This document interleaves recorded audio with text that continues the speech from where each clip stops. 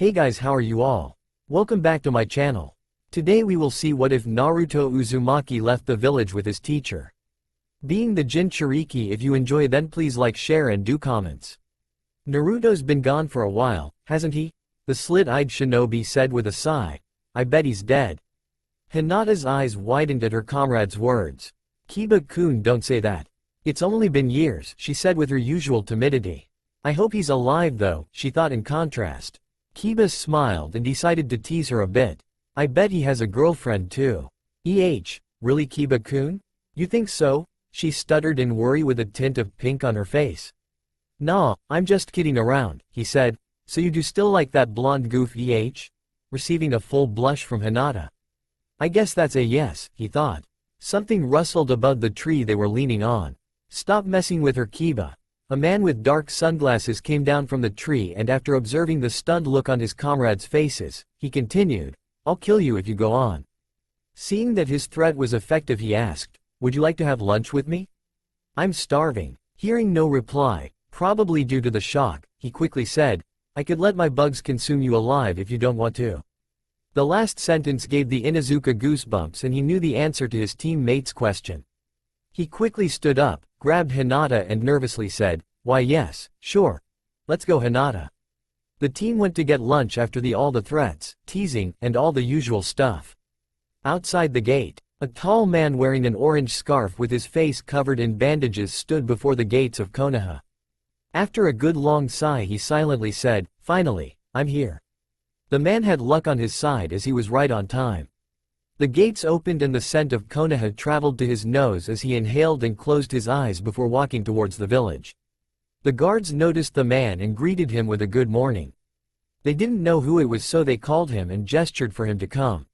The bandages on his face suddenly went loose and exposed the lower half of his face and the guards exclaimed, Hey your ba! He quickly stopped them before they could mention his name and told them to keep quiet about their encounter. The guards nodded in shock as he disappeared without a trace. After he fixed the bandages he proceeded walking towards a certain place.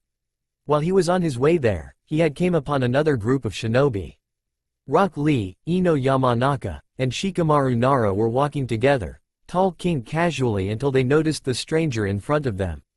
Furrows formed on their brows seeing the stranger was unknown to them after observing him for a second or two. Without any second thought they quickly surrounded him with their weapons and hands pointed at the opponent's neck. State your name, the shadow user said as he pointed his kunai at the guy before him. The man remained silent for a few seconds and said with a calm voice, Are you really going to kill your old friend Bushy Brows? The three of them in their confused state, had quite a lot of questions going through their minds. You know him? The blonde woman and the lazy-eyed man asked in unison. Bushy Brows? He thought before answering their question with a no. Well then, we won't hold back, Shikamaru said, commence attack. The trio attacked the opponent all at the same time. Lee swinging a kick, Ino decided to punch him, and of course the last shinobi used his shadow jutsu, specifically the shadow neck binding technique. Before their attacks landed on the said opponent, a smokescreen big enough to engulf the four of them was released. The Konoha shinobi coughed and waited for the smoke to clear up. When it finally vanished, they were shocked to see that their opponent had disappeared as well. Not just that, Shikamaru's jutsu, which was supposed to be for the strangers, unknowingly attacked a now suffering Ino. The said shadow user quickly released his jutsu as soon as he saw what happened. They looked around to see signs of the stranger and found none. Deciding that they should go and report the matter to the Hokage, they stood up and brushed the dust from the smoke off their clothes. Before they even made one step they felt dizzy and fell back to the ground. That was easier than I thought. The bandaged man appeared in front of the taijutsu user and silently said, Bushy Brows, Shikamaru, Ino. You're quite rude to forget this old friend of yours. After saying his statement, he moved his left hand over to his mask and tugged it gently, slightly loosening it. He changed his position so they would be able to see his face as he decided that he'd reveal himself. The said trio froze in shock after the once stranger exposed his face. The so-called stranger stumbled upon some familiar shinobi of Konoha. They attacked the unknown man to ensure Leaf's safety. He claims to be an old friend of theirs and finally reveals his face to them. The three shinobi was quite stunned as they discovered who the man under the bandages was. Who might it be? The trio's eyes widened at the sight of the man in front of them. They paused for a moment before talking. "It's you?" they asked with a shocked and disbelieving tone. Just as they were about to mention his name, once again he stopped them. He slowly told them to keep quiet about their encounter just before the three of them felt suddenly drowsy and weak. He covered his face again before they slumped on the floor. Luckily, it was very early so nobody saw them. He carried them to a nearby park so that they could rest from the sedative they inhaled. After the business with Shikamaru, Ino, and Rock, the stranger continued to walk to his destination after all the troublesome stuff that happened. He stopped right before a shop that had a sign outside saying, Ichiraku Ramen. He entered the said shop and sat down. The old man cooking cheerfully greeted him and a girl from behind asked him what he would want to eat. "Ramen," he quietly said. Clearing his throat, he repeated it in a louder voice, "Ramen, I'll have some ramen please Ayame-san." This shocked the lady quite well, noticing that the man was a complete stranger and he knew her name. "Sure thing," she replied, trying to be as normal as possible. 5 minutes later, his order was served on his table. Though having the bandages around his face, he still looked like he was smiling from nostalgia. Well, he really did, though it was not obvious. Ayame talked to her father about the suspicious situation. They decided to wait for the man to take the bandages off when he eats, since that would be easier and safer than forcing him to do so, considering that he looks stronger than they are. The stranger immediately noticed their motives through their actions and expressions, so he spoke, "Stop acting like that," startling both of them. "Since I trust you both, I'll willingly eat without the bandages, Ayame-san." "Tuchi-san," he continued with a deep and calm voice. Since it was early, the doors were closed and that ensured him that nobody else would see. As he turned back after looking at the doors, he saw an excited duo a couple of feet away. Sighing, he pulled the bandages down, revealing his face. They were really shocked and was about to exclaim his name. But then again, his sweat dropped and quickly threw the chopsticks into the latter's mouths. "I think I'm getting used to this," he thought and sighed. "Don't tell anyone about this," he said as he finished bowl and quickly fled out. Noon. The tall stranger decided to go somewhere else for the meantime. It's been hours since he arrived and his stomach was begging for food. "Oh yeah, lunch," he thought to himself. He remembered the place where they cooked really good meat, so he headed there. He walked in the noisy shop, silently avoiding people. "Ahahaha, you lose, Shino," the brunette exclaimed. "Whatever, you made this contest up anyway," the bug lover replied. Hinata was quietly sitting beside Shino while they waited for their orders. She noticed a man with an orange scarf that came in. Was that him?" she slowly said without anyone hearing her. Hinata's POV. "The man who just came in suddenly caught my attention. He was awfully familiar to me. I stared at him for a few minutes while Kiba and Shino were arguing. He somehow attracted me without even standing out. He kind of blended in with the people around, except that nobody seemed to know him. I kept on looking at him and his movements. He sat down across our table facing me, so I shifted my eyes back to my two friends with my heart thumping like crazy. I blushed at the moment because I'm sure he caught me staring at him. Hinata," a faint voice called. "Hinata." My eyes widened from the startle Kiba gave me. "I've been calling your name times already. Is there anything wrong with you?" he said. I was just thinking of something." I was sure that I blushed again, which made me blush even more. I probably didn't hear him calling because I was too focused on the issue about the man across us. When I looked back, he was gone. That was fast. He even finished his food, I thought as I looked at the used chopsticks placed neatly on top of the bowl. I still couldn't get over the situation. He looked like someone I knew, someone special. After minutes of thinking it through, I decided to brush it off and eat with my friends. Normal. The stranger didn't really leave. He stayed outside the shop like he was waiting for someone. Well, he most likely did. Teen Kurenai went out of the shop and Kiba sniffed the air. "I smell something quite familiar," he said as he continued to sniff. They all turned around. The man was there leaning on the wall. They shortened their distance between the stranger, their eyes burning in fury. "Who are you?" Shino and Kiba angrily interrogated the stranger. "Who are you?" the duo asked and pushed the guy to the wall without any hesitation. "Kiba-kun, Shino-kun. Please stop that. And it's the first tea time you've seen him," Hinata stuttered with concern. It's not the first time. The canine man shouted at the guy they were attacking. I've noticed you ever since you came in the store. I put a bug on you before you even stepped in, Shino said. When you came in, Kiba angrily ate as he pushed him against the wall with more force. I noticed that scent. Just who are you? The scene shocked Shino and Hinata, for Kiba almost looked like he wanted to kill the man before him. They have never seen him this mad and they don't know why he is like this. Surprisingly, the man just looked at the Inuzuka with calm eyes. He didn't move nor flinch. A normal man wouldn't be able to stand the brunette's rage. He slowly lifted his right hand, which caught the oppressing man's attention. Before the three could even move, smoke came from nowhere and engulfed them. The smoke was not that strong, but it was enough to make them cough. The smoke cleared up and the trio were shocked to see that they weren't by the store anymore. They were in the forest outside the village. Hey stranger, where are you? The brunette shouted. Calm down, dog boy. I'm right here, the stranger said as he suddenly appeared in front of Kiba, giving him a shock. The slit-eyed man instantly tried to attack him, but something went wrong this time. He couldn't move his body. He moved his eyes to see what happened to the rest and he saw Shino all stiff, but his eyes can't move further, so he didn't see where Hinata was. I knew you'd be trouble for me, the man said while glaring at the Inuzuka with his fierce purple eyes. Trouble? The two boys asked in unison. The said purple-eyed stranger sighed and replied with a cold voice, yes, trouble. Kiba, you have incredible sense of smell and other senses that of a dog's. Shino has all these bugs lurking around. As for the little Hyuga, aside from her great vision, she'd easily identify me for some reason. Even if I don't take this mask off, you won't be able to identify me more easily than the others. Now, give me your guess. Who is this man, or should I say, this stranger, standing before you? The intimidated duo furrowed their brows and struggled to move. They wanted to get rid of this man, but the more they moved the more it hurts.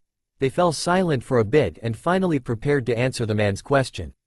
Before their mouths could say a word, the opponent quickly moved his arm, distracting both of them. He crushed something between his index finger and thumb and extended his hand to the other two. Shino, I didn't know you could cheat so easily. I guess this is how you did it in the Chunin exams, he said as he dropped a dead bug to the ground. Even if you don't spit a word, I know your guesses are correct. Since you know already who I am, there's no need to get all worked up. I'll have to put you to sleep for a little while. As expected, their eyes widened in shock. I was right, so it is him? They both thought. Not giving them time to react, he quickly threw two long needles at their direction. They instantly fell unconscious and now he had some unfinished business waiting for him. He turned around and saw the fragile Hyuga trembling in fear. Dear, I won't kill you and your friends. Calm down, I don't like getting bloodstains anyway, he said with a deep cold voice as he walked towards the terrified girl. I think you're the one who should have identified me first. But I guess I can be wrong at times. Please don't hurt me, she stuttered while tears started to roll down her cheeks. She couldn't move one bit and the opponent was getting closer and closer every second. Hinata's POV. Tears started to run down my cheeks. I didn't know what to do. I was practically trapped and I was slightly relieved that he didn't want to kill me. He told me that I should have been the first to know, but why? What did I have that they didn't? Was it because of my Byakugan? Questions filled my mind the whole time he was moving closer. I couldn't move my body. The only things that showed motion were my eyes that were blocked with tears. I was scared and helpless. Even if I tried to identify him, my mind wouldn't work. I'm giving you 3 seconds to guess who I am. If you don't, you'll know what happens later, he mercilessly said when he was just 3 steps away from me. I wanted to scream my life out but nothing came out. It felt like the words were stuck in my throat. Like they didn't want to come out because they were too afraid. I accidentally yelled his name before he counted to 3. I was instantly released from the thing that stopped my motion and breathed heavily as my body dropped on the ground. I still felt the tears that fell from my eyes. I just lay there tired like I was from a mission that lasted 10 days. Did you yell that name as your guess? Or were you yelling because you wanted help from that guy? He asked with a smirk. With the limited strength I had, I turned my head to see the man talking behind me. I smiled like a kid who received 5 packs of candy in one day while tears still kept coming. It's you. Is this, for real? I stuttered as I cried out of joy. He picked me up the ground bridal style. My face warmed up and I know I blushed greatly when he pulled his bandages off. He replied with the most soothing voice I have ever heard in my life, "Yes Hinata, it is me. I have come back." The sun shone down on the two people in the forest. The man was holding a blushing girl in his arms. "T really is you," Hinata faintly said as she rested her head on the man's sturdy chest. Looking at the fragile lady in his arms with a small smile, he let out a smile that mirrored hers. "Naruto-kun," she mumbled before she passed out in exhaustion. This shocked him, but he recovered instantly and blew the hair that covered her face away. He smiled and looked at her with the most caring eyes that any girl would love to see. After a good 2 minutes of staring at the girl in his arms, he decided to go on with his plans. "Guess I have to carry more load. I didn't expect this lady to pass out right away," he said with a little chuckle while the serious expression remained intact. He walked towards the two men who slumped on the floor moments ago and sighed before he knelt down to check their bodies. They were completely fine and the sedative may last for a couple of hours or so. This gave him enough time for his plan. He performed some unusual seals and the duo before him floated about 5 feet above the ground, still in a lying position. He let Hinata go and she floated as well as he fixed his mask and went on with the girl back in his arms. He performed another seal and they teleported to where Ino, Shikamaru, and Lee were. He teleported them again. That somewhere would be the underground level of his apartment. He set them down on the chairs and waited for the sedative to lose its effect. Underground. This is more troublesome than I thought. He sighed and took the bandages off and went to the sink to wash his face. After cleaning himself up, he carried the Hyuga and put her down on the bed a few meters away from the chairs the others were sitting on. The underground level wasn't one of those creepy cave-like structures, like Orochimaru's hideouts. It was a large room with tiled floors and walls. It looked all neat and tidy. There were little cabinets with medicine and first aid stuff in it. There was also a little refrigerator by the sink. There were weapons and scrolls on the other side of the room behind the unconscious shinobi. It was like a clinic, a storage room and a friendly house mixed together. Anybody could live here. He sat on the side of the bed where Hinata was sleeping peacefully and patiently waited for the people in front of him to wake up. Hours later, the 5 people in front of the unmasked stranger were gaining consciousness. They groaned a little and opened their eyes. As they raised their heads, their eyes met the purple eyes that they had seen before this happening. Before they could even talk or move, they felt a sudden control over their bodies. They couldn't move an inch of their bodies from the toes to the head. "That was easy. I didn't expect you 5 to raise your heads in unison," he said as he walked closer until he was just a few feet afar. "Why are you doing this?" Kiba struggled as he groaned and tried his best to get those words out. The manipulator looked at the boy with the fang tattoos and replied in a deep cold voice, "Why? In case you might attack me for no reason at all, I took control of your body. Stop being sarcastic and answer my question, you creature." The slit-eyed man shouted with rage, "Why the hell are you?" He was cut off by a sudden cold wind he felt behind him. He noticed that the man in front of him was no longer there. Kiba's POV. He wasn't in front of me anymore. I didn't even see him move and now I feel him behind me. For the first time in my life I was completely helpless and scared. I didn't want to admit that I was scared, but it felt like I would just die in an instant. "Kiba, because of this attitude, you might die right now.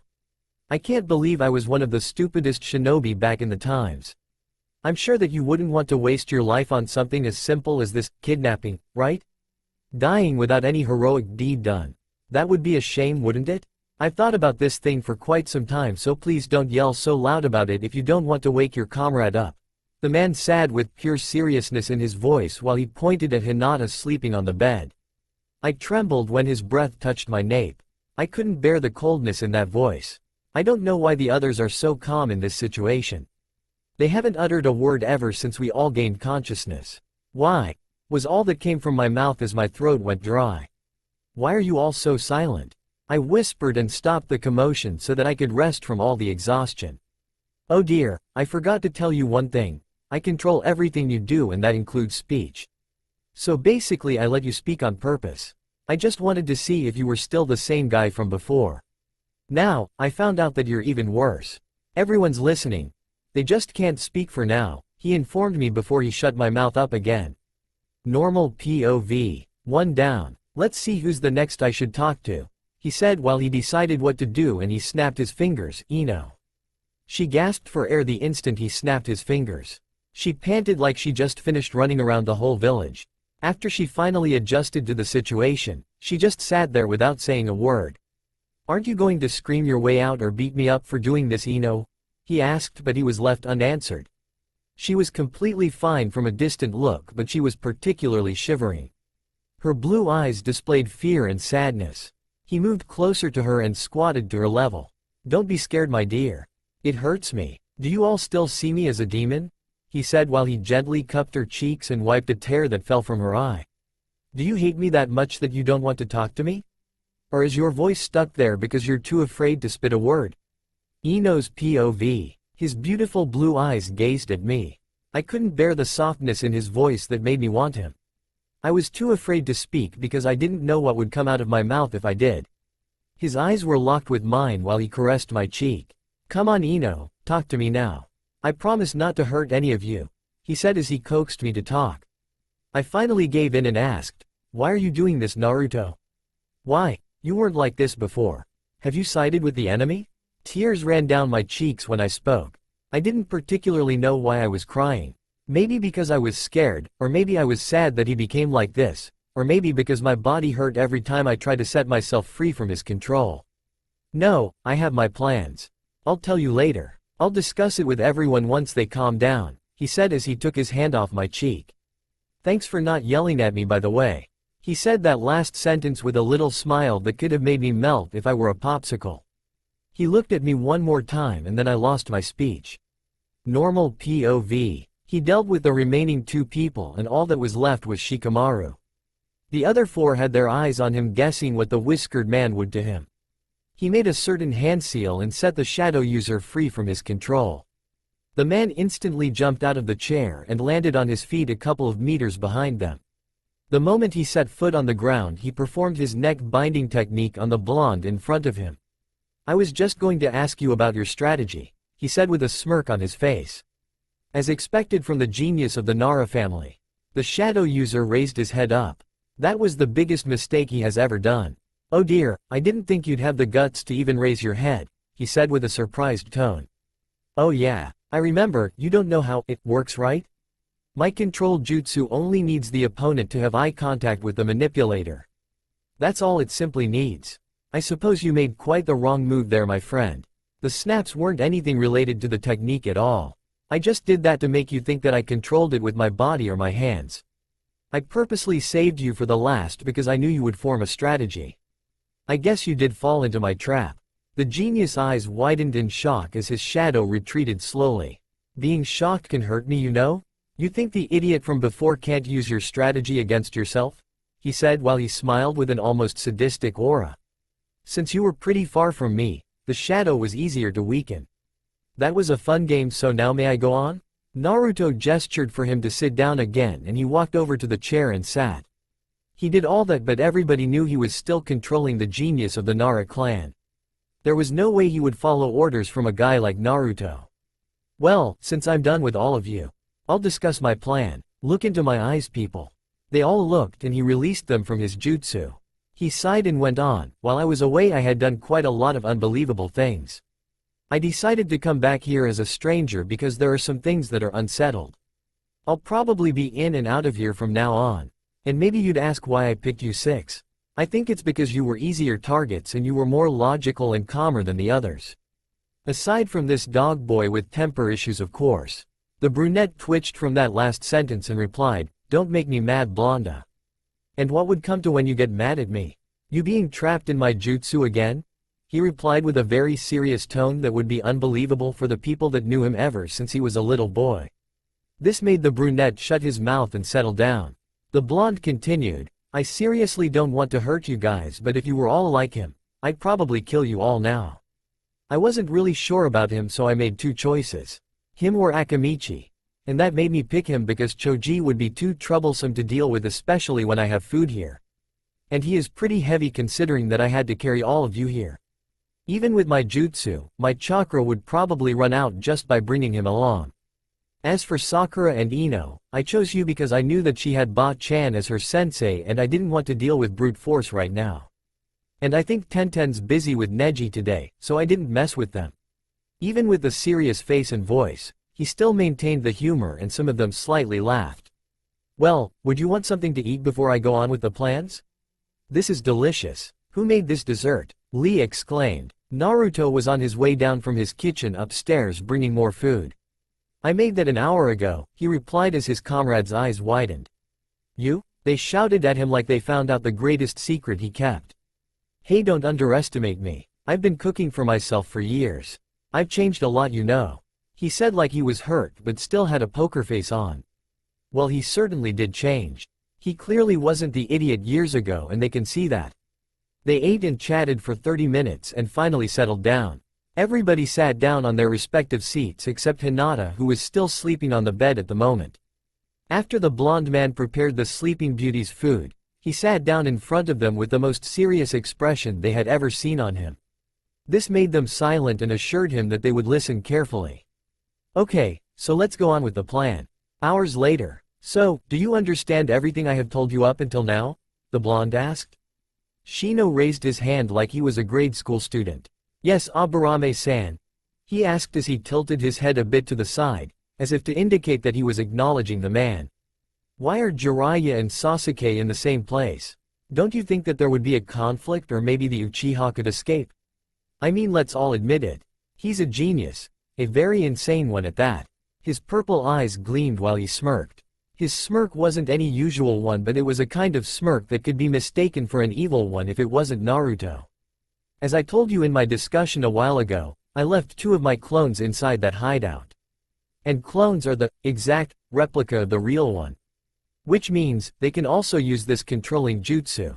And for a deeper explanation, I mean that everything here in this chamber and in that hideout is under my control. Every little creature in my sight is under my spell. I know what happens there and what happens here. The bug lover fell silent after the blonde explained. Everyone else who were listening nodded their heads as a sign that they understood what he meant.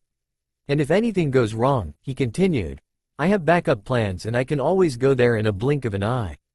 Besides, they're both in a deep slumber and it'll last for 2 more days. That's why I need your help to do everything. It'd be too much trouble for me if I did it alone. With you, my plan will be faster and easier. Naruto. Why were you hiding your face back then? Ino asked while she looked down on the floor as if she was guilty of something. Simply because I needed to. I couldn't let everybody know because this mission is top secret. The only ones who should know are the 6 of you and Ba-chan. I don't want people knowing that the demon is home. And I haven't even fulfilled my promise to Sakura. I'm not that crazy to just walk in like it's nothing. So make sure that she doesn't find out. Got that? Hi, they all replied. I'll entertain one asked question and we can all go and rest. Naruto-kun. A faint voice came from behind. The whiskered man quickly turned his head towards the Hyuga's direction and told her to go on with her question. Why are your eyes purple? Weren't they blue the last time you were here? He chuckled and replied, I knew you'd ask that. So you really did notice. The other 5 were surprised to see that his eyes really were purple. None of them noticed except the shy girl on the bed. Well, it's because I'm in this mode. By mode, I mean the mode like the one a while ago. What I did to you all was a part of that mode. You'll learn about it more next time. Naruto pointed his index finger at Shikamaru and asked, Hey, how's the strategy going? Wah, how do you know? The brunette replied with his usual calm voice. Alright, everyone, you may leave. Use the stairs over there. The blonde pointed at the stairs and continued, Shikamaru, you stay and we shall discuss the strategy. Hinata was just about to head out when someone stopped her staggering body from moving any further. It was her one and only crush supporting her body. She blushed and received a small smile from him. You stay here, he whispered with a commanding voice.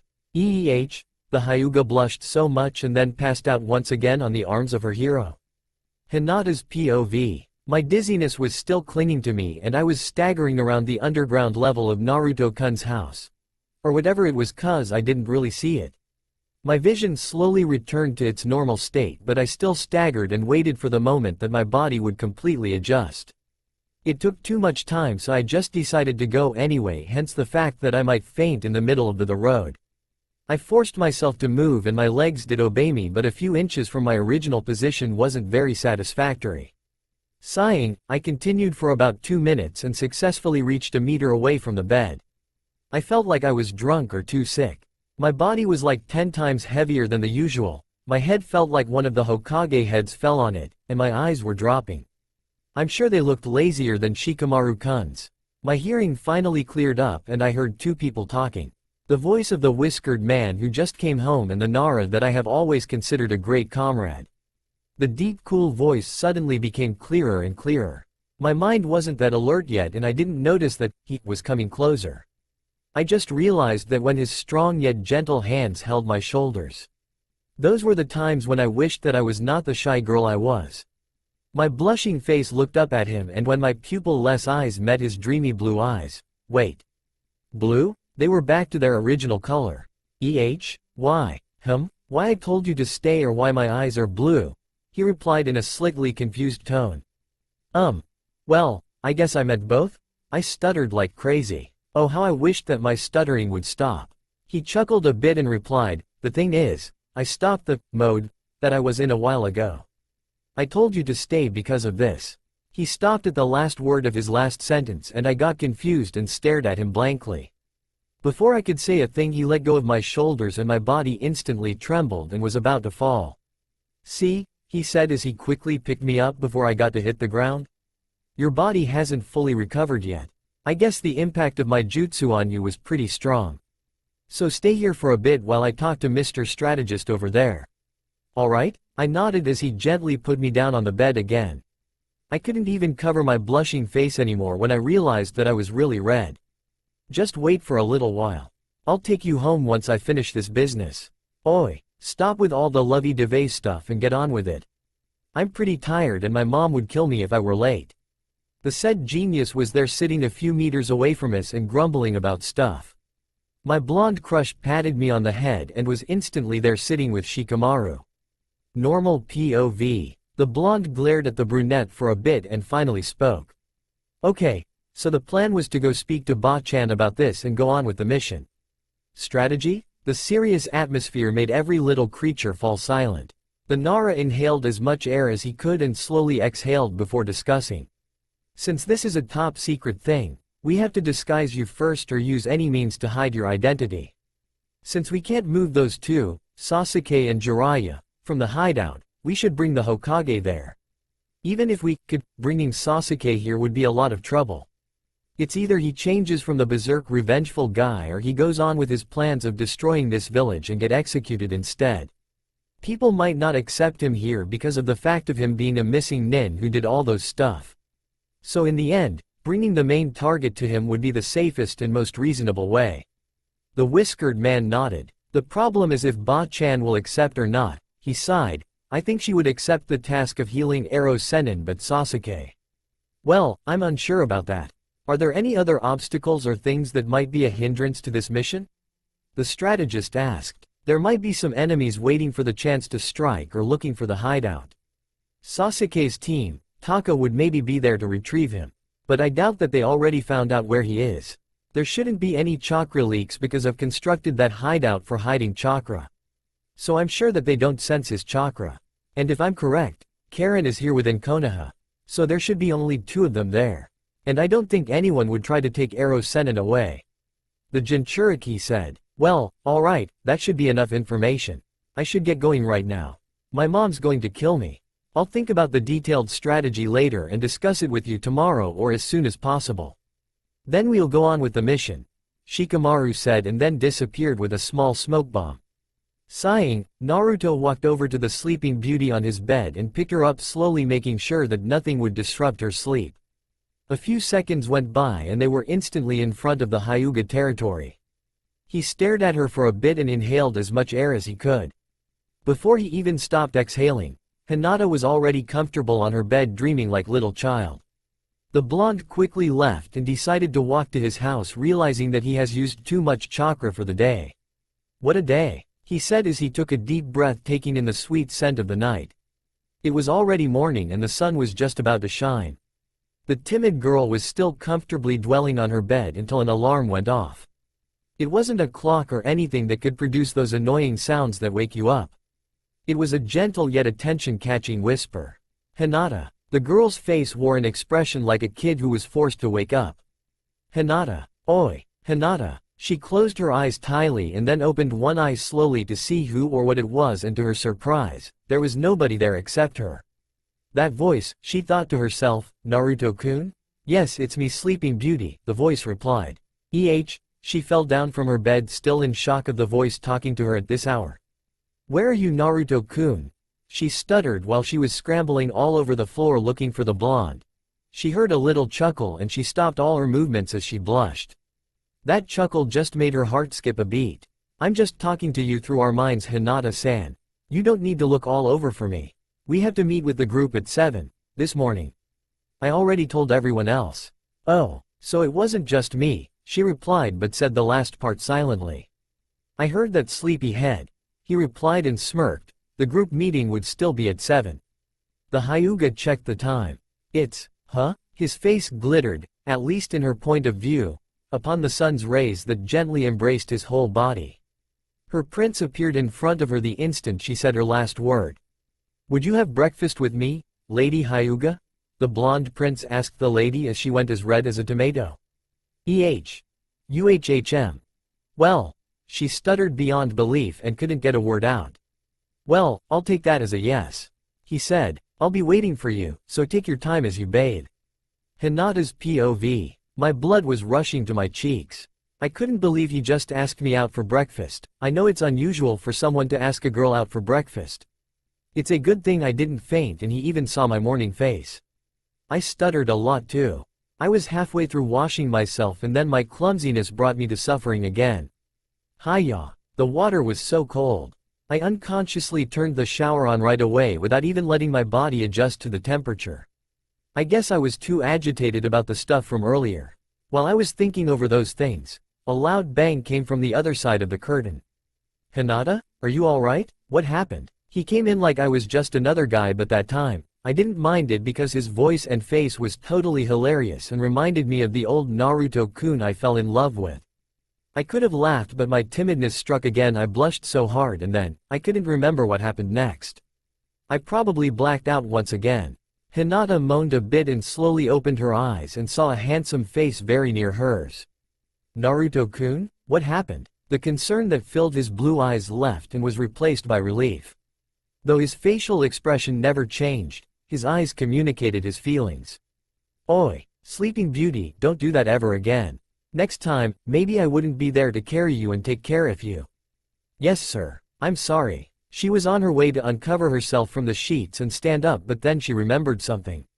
Her last memory was that she wasn't dressed. Her face became red when the blonde sat beside her on the bed. "Don't worry, my lady, you're completely dressed. There's no need to be embarrassed," he assured her. The woman wore a puzzled expression and checked to see if what he said was true. I'm dressed? But how?" "Well, I had to. You would have got a cold if I didn't," said blonde, tried to explain but stuttered like Hinata. A very small blush appeared on his cheek as he looked away. The timid lady's eyes widened and she covered her red face with her hands. She tried to speak but her voice was trapped. "But it wasn't like I did anything to you. I even covered my eyes with your forehead protector. I swear I didn't do anything, please forgive me. Don't see me as a pervert. Please." He almost lost all his composure as he explained the situation, but he was cut off. "Naruto-kun, I trust you. I believe your words and you did what you had to. Thank you for taking care of me." Her smile shined and the man was surprised of what she did next. She hugged him. This even surprised her. She never knew that she had the guts to do so, or maybe she was just trying to hide her blushing face. Being unable to speak, he hugged the woman back. "I brought breakfast over since you were unconscious." They let go of each other and looked away from embarrassment. Naruto's serious face still remained, yet he was blushing, and that was something. "This is delicious. Where did you buy it from, Naruto-kun?" she asked while she carefully ate her share. "I made it before I came here. Zucchini casserole," he replied as he poured some water in her glass. "Really? So you had to wake up early for this?" "Well, yeah, I most likely did. But you didn't really have to." I wouldn't want to bring ordinary food to an extraordinary woman. His eyes looked straight into hers as he delivered his response. Hinata choked on her food and blushed. She drank the water before the man in front of her could even move and cleared her throat. I apologize for my manners. It's fine, I consider choking rather cute when it happens to you. She blushed beyond her limits and said, Naruto-kun, please stop with the compliments. I might faint once again. He couldn't hold it anymore. He knew it was coming. He smiled and laughed. Ahahaha. Hinata, you're just too cute. The old Naruto-kun, she whispered. What did you say? He asked as he wiped the tears off his eyes. You just lost your composure and laughed like the old Naruto, she said as she stared at him. Gathering all his composure back, he took a deep breath and sat straight again and faced Hinata. Well, here's my explanation. Do you ever blush and stutter this much to the point of fainting when you talk to the others? He interrogated as he planted his hands on the woman's shoulders. No, I don't. I guess it only happens when you're with me, she replied but whispered the last part. So I only lose so much of my composure when, he asked, giving the when with a tone that asked her to answer it. Continue my sentence with the missing phrase in yours. You're with me, she silently answered and suddenly realized what he meant and blushed. He chuckled and said, well then I guess you fully understand my situation. After they've eaten their meal, they both headed out the normal way instead of teleporting. They still had 15 minutes until the meeting anyway. Well, that was some breakfast time. Everyone gathered at one of the Hokage heads and discussed for an hour or so. Alright everyone, do you understand everything? The leader asked. Everyone nodded and fixed their things ready for the mission. Okay, I'll mention all the assigned tasks once more and clear everything up. Kiba and Shino, you go together and check the hideout for any suspicious things or other problems that may occur. Ino and Shikamaru, you two need to get the necessary medicine and important things we need for the operation. Hinata, Lee, and I will proceed to Hokage's office. Understood? Hi, they all said and immediately vanished from the place. The fox's long blonde hair was flowing like graceful water as they ran to the Hokage's office. His covered face with strands of hair carefully hitting it every now and then made it more beautiful as the sun shone on it. Hinata was awestruck by his pretty face and how it has changed over the years. Her eyes were locked with him and she was on her way to dreamland when she suddenly bumped into a green man. I'm sorry Rock Lee-san. She managed to apologize with a flustered look while she rubbed her forehead from the pain. The man replied with one of his signature poses and told her that it was all right. Said blonde patted her shoulders and told the two that they should move on. She blushed from embarrassment and the both of them nodded. Her eyes were filled with sadness as a thought sank into her mind. So it was true, what he said a while ago. He can only smile like that when we're alone. I guess he's back to reality now, she said in her thoughts as she sighed heavily. A few minutes have passed and the trio were now a few meters away from the office. Nervousness was now the feeling that inhabited Naruto's two companions. He never felt that feeling for quite some time and envied them a little for it. He missed having those stupid emotions, but in this world, he was better off without them. Well, that was only for him because he had a lot to face during those 3 years of his disappearance. They walked to the door and faced it ready to knock. 3 knocks came from the door and Tsunade told her attendant to get it. The moment she opened it she got shocked and stunned as she looked at the tall man. He was tall enough to almost hit the top of the door. She didn't move an inch and nobody knew why. Before anything was done or said, the man's hand moved in a quick manner. All their eyes looked at his hand and it now contained a kunai that he just had caught. I have no intention of fighting my dear Hokage, he said with a serious expression that assured the woman sitting across him that he was telling the truth. A smirk was on her face as she said, who in the world of ninja are you and what's your purpose of coming here? He was just about to take a few steps forward when Shizune stopped him with a kunai. Tsunade quickly raised her hand as a sign telling her to stop. She instantly retreated and went over to her boss's side. The th then nodded her head signaling him to continue with his talk.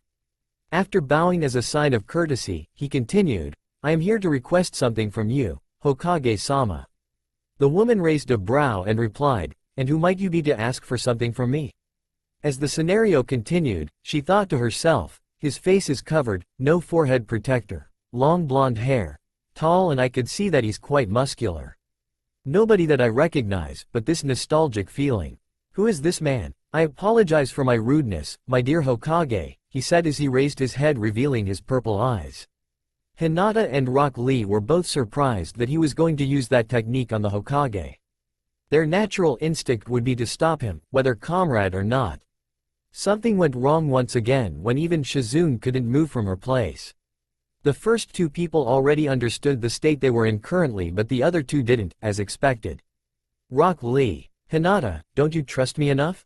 I won't harm your dear Hokage, I'll just have a little chat with her, so settle down.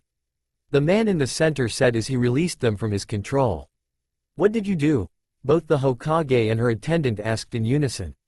I just simply controlled your movement, Shizune-san. Ba-chan. Ba-chan? They both thought, once again in unison. Not even a second went by when both women were under something like a genjutsu. They couldn't move, nor control their own body. The only difference was that they were still conscious about everything and the Naruto was only talking to them through their minds like what he did to his team. Lee and Hinata-san, please make sure that the door is locked and guard the place from the outside. I'll need to be with them in private. They both nodded and headed their way as the blonde ran his fingers through his hair before speaking. I'll only be speaking through our minds in case there would be any spies around the area, which is true. Tsunade was totally furious about this but decided to go along since she didn't know how powerful this man could get. As for said attendant, she has been trying to set herself free from his control and hurt her body instead.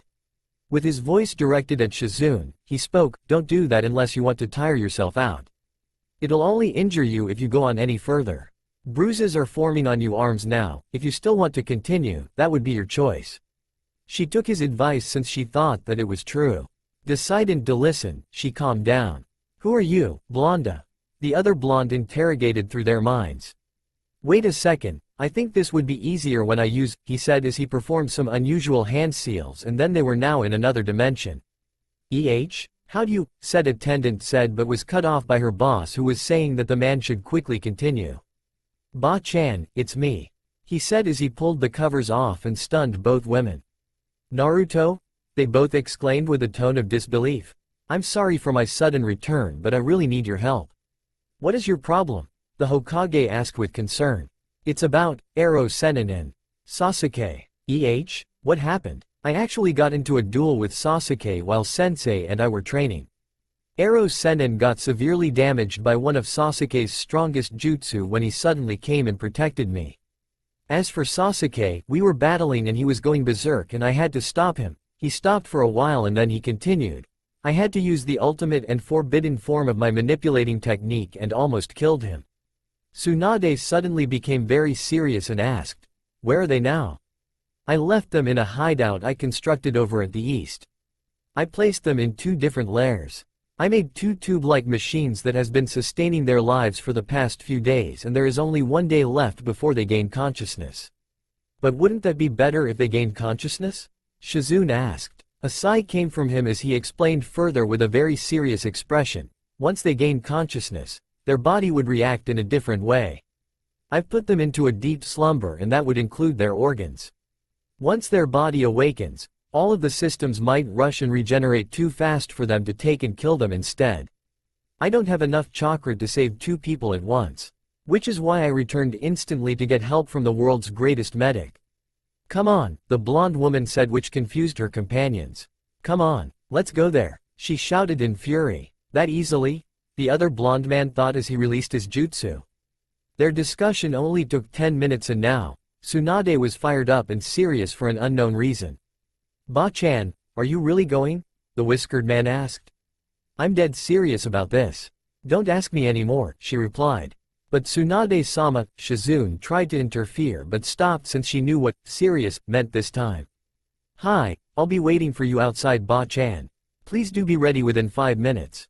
Outside. Before he closed the door he suddenly felt something strange. What's happening now? He thought to himself. She agreed to come with us. Let's head out. We have 5 minutes left for preparation. Shikamaru, how are the both of you doing there? Zoom indicates that the mind communication mode is on. We're almost done but there's one thing we can't figure out, the Nara replied. What is it? We are currently at your place. The underground room's door down here is leaking out some purple smoke. We don't know what it is, so we decided to keep still. A surprised expression occurred on his face but left right away. How many minutes has it been happening? About 2 minutes already. Why? Darn this, he thought. Shikamaru, the smoke is harmless. So will you go inside and check what is happening to the source of that smoke? Shikamaru and Ino. The lazy man opened the door and got to inhale some of the smoke. He coughed and protected his eyes from it, and his eyes widened when he saw the source. Naruto, is this black bubble-like object the source? He asked. Yes, what happened? Answer me quick. It's going to. He was too late when the bubble bursted and sent him falling on the floor. A blonde woman rushed in and asked, "What in the world is Ha?" Oi, the leader spoke. You're both cutting of every sentence. It bursted and now it's turned into a black object. It's sorta like a miniature version of Sasuke, the three said in unison. Damn it, we need to hurry. I didn't think that the duration of their rest would shorten. Why? What's wrong, Naruto? Said Genius asked. I'll explain things later. Hurry up and meet us at the gate and bring the other white bubble-like object. Beep. Indicates that the mind conversation has ended. Just as the beep stopped, the image of Sasuke disappeared as well, but they both took that as a normal thing since it didn't pose as a threat. At the gate, is everyone here? The leader asked. Shizune, please take care of the documents and other things for now. I'll be back tomorrow if there aren't any hindrances, the Hokage requested as her attendant nodded. Alright, since we're all gathered here, except for Shino and Kiba, I'll inform you of the news. Everybody nodded and he continued. Sasuke's body is now slowly awakening and it's a dangerous situation.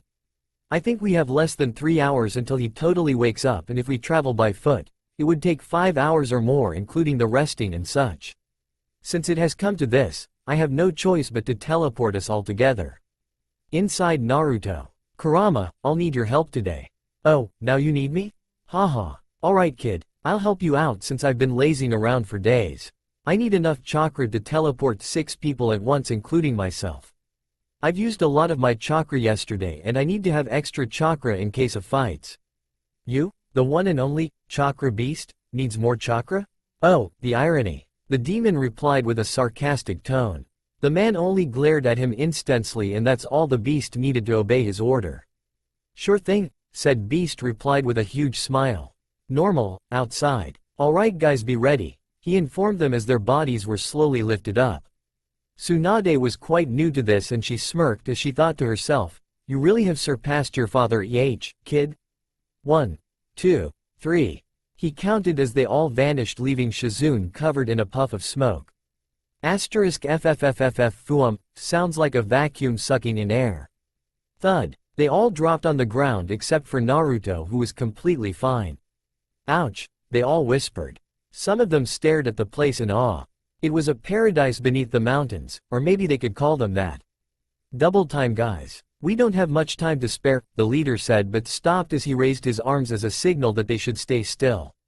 What's wrong, Naruto? The Nara asked. Keep still everyone. Shikamaru, I'll give you some time. In about 3 minutes, please form a strategy against 2 opponents. The strategist was surprised by the sudden order but quickly understood the situation. Who might they be? He asked. Come out. Jugo. Suigetsu, how'd you even get here? Just as the blonde said his statement, 2 shadows instantly appeared in front of them. Kihihihi, that wasn't any fun at all. I thought you wouldn't find us lurking around, the white-haired ninja said with a smirk on his face. A sigh came from their blonde leader as he ordered, Zoom, Kiba and Shino, kindly show the Hokage and the others the way to the hideout. Beep. A Bunshin, clone, was quickly made and he teleported most of them to a safer place except Shikamaru, Rock Lee, and himself. Said blonde slowly raised his head revealing his purple eyes. Shall we start, Piranha? He offered. The swordsman's eyes twitched in both excitement and anger from the nickname his opponent gave him. Bushy brows, please do have fun with your playmate today, the leader said as his member nodded. Shikamaru, you have 2 minutes left. Hi, he replied as the men clashed. Naruto and Suigetsu. The leader tapped his right foot on the floor for a moment. If you know Seta Sojiro from Rurouni Kenshin, that's how it looked like. And then he swiftly moved around his target as though preying upon him. This startled the Piranha, A bit, since it wasn't even a second ago that the blonde was far away from him. At first, said blonde's movements were slower, and as time went by became so fast that the target couldn't follow him with his eyes. All he could see was yellow flashes surrounding him. Oh oi! Damn it! The fish-like man cursed as he prepared to swing his sword despite having no specific target. The yellow vortex that the Uzumaki created was making the prey dizzy and uncomfortable, and that was an advantage. Well done, Shikamaru. As expected of the genius, the bandaged blonde complimented and received a shrug from said genius. The swordsman swayed his kabikirabocho at the yellow vortex but didn't hit a thing. The whiskered man could sense it, his heartbeat that got louder and faster each second. A smile appeared on the blonde's face but wasn't visible since he was the vortex itself. The Kirigakure ninja was quite disoriented and his mind was jammed up. The heat that his opponent produced was rising in every second that passed by. He was sweating so badly and was slowly liquefying. He thought that he was going to die at the moment, but miraculously, the blonde stopped circling around him and jumped a few meters back. The water lover was now panting and using his sword for support. How dare you, he panted. Nothing's fair. You have weapons, I don't. That's quite unfair, isn't it? Kuchiyose no jutsu. The Jinchuriki replied as he summoned a sword that made his opponent's eyes widen. Lee and Jugo. I don't intend to fight, the thick-browed ninja said as he prepared his stance. Neither do I, but I must since it's about retrieving our leader, the Taka member replied with a calm expression. They both sighed and suddenly had intense looks which they instantly interpreted as an invitation to fight. Lee was still in his stance with his left arm gently folded behind him and the other firmly stretched facing the enemy. As for the orange-haired man, his skin started to darken and his sage transformation started. In this story, Jugo could already control his rage. Not a second was wasted when after images of a green thing was seen charging at the still transforming beast. Said beast was forced to defend himself by bringing his now fully transformed arm in front of him ready to take the blow, but it didn't meet his expectations. Just a tip, never let your opponent get behind you, a voice said behind him as the Konoha nin quickly kicked his back before he could even react. Just a light kick sent him flying to the walls of the mountain and he hit it with a grunt. He coughed out some blood and instantly accelerated himself high up the sky when he saw his enemy coming at him. He smirked since he had the advantage this time, but it disappeared when a green flash passed by him. Another tip, never let your opponent get above you, Rock Lee said as he delivered a powerful kick that sent the heavy man harshly down the ground, forming a medium-sized crater. The man laying flat on the ground didn't look too well from the damage he got from Guy's student. He was too angry and frustrated over the fact that he took two strong damaging attacks from a stupid-looking ninja. The anger just powered him up and he transformed furthermore. He was looking more of a demon than a while ago. He grew some horns and his whole body was changing. Just as Lee landed on the ground, he noticed the changes that took place in his opponent's body and he frowned. You'll pay for this, the demon-like man yelled as charged at the man with speed that of a cheetah's. The Chunin was hit on the abdomen with the beast's iron-like fists quite a few times and sent a few feet backwards, but back flipped and landed safely on the ground while he held his stomach. Tisk, no choice then, he said because he knew that the other man was physically stronger than him right now. Jugo's arm was now like an enormous axe and he swayed it at the Chunin that easily dodged it by jumping. Before his arm could change its position, the bull-haired man disposed of his leg weights and landed on his axe-like arms. Two facts, light objects can move quicker with more speed, he said as he kicked him into the air and used the shadow of the dancing leaf. And people are quite vulnerable in midair, he continued as he appeared behind the target and wrapped him up in bandages. Oh, and one more thing, heavy objects land faster and harsher, he informed, and then rotated both the target and himself at incredible speed and hit the ground, forming a crater that was later revealed after the smoke dissipated, showing an unconscious Jugo in his normal body. Before the green beast could even turn his back, he sensed an attack coming at him and quickly dodged it. The attack looked like a long stick that came from his supposed to be unconscious fellow ninja. He didn't wait any longer and finished their battle with thousands of kicks and punches that were made in 1 second. He appeared once again behind the orange-haired nin who couldn't even move in his current state and kicked him. He then appeared in front of him, giving him a very powerful uppercut that made Jugo's eyes turn all white. Well done, bushy brows, the leader whispered. Back to Naruto and Suigetsu. What the heck? Where did you get that? The shark-like nin said as he gritted his sharp teeth. The blonde said and continued, maybe I got it from working my ass off? Tisk. Don't bluff. The exhausted man yelled as he charged at Naruto with fury. Said blonde easily defended himself from the Kabikirabocho by using his own summoned sword. Their swords clashed as they faced each other. Suigetsu was irritated at his opponent's emotionless face and backed off right away. I'm not bluffing. I wouldn't be holding this if I was. Rage filled the white-haired nin since he knew that he was telling the truth. I planned on taking that sword for myself. But since it's come to this, I might as well end your life and take it. You think your sword would win against this? Definitely, since it depends on how good the wielder is and I'm currently the best swordsman here, he exclaimed with pride. Well, I won't go against your opinion unless I see how true it is. Bring it on, the blonde replied when he suddenly vanished and appeared right in front of his white-haired opponent, which startled him. Suigetsu didn't have time to react when a knee hit him in the stomach, sending him a few feet backwards. Damn blonde, now you die, he said as he swung his sword and clashed it with his enemies. The fox neither budged nor flinched despite the great size difference of their swords. His sword was quite thin and a bit shorter than Suigetsu's, originally Zabuza's, but it was powerful. Probably the most dangerous of all the swords in the ninja universe. It's known as the Eater. Despite its simple name, it's quite feared by most swordsmen. Their stalemate continued as the shark-like man pressed his sword down on Naruto's. Deciding to end it, the blonde transferred some chakra into his sword and pushed the offending man away. Their swords clashed again and again at such amazing speed for about 3 minutes. Why, you're pretty good. But I am better, the Kabikirabocho's wielder panted. The Eater wielder landed softly on the ground with his sword resting lazily on his shoulder. Really? I'm not even sweating, and for disappointing Eater, you'll pay the price despite your nasty-tasting chakra. The way he decried his chakra was more than enough to make him attack with all his might. He raised his sword high above him and he appeared behind the other man. A smirk played on his face since he was quite sure that he would win this fight. He sliced his enemy's back so quickly that Shikamaru nor Lee didn't even see it.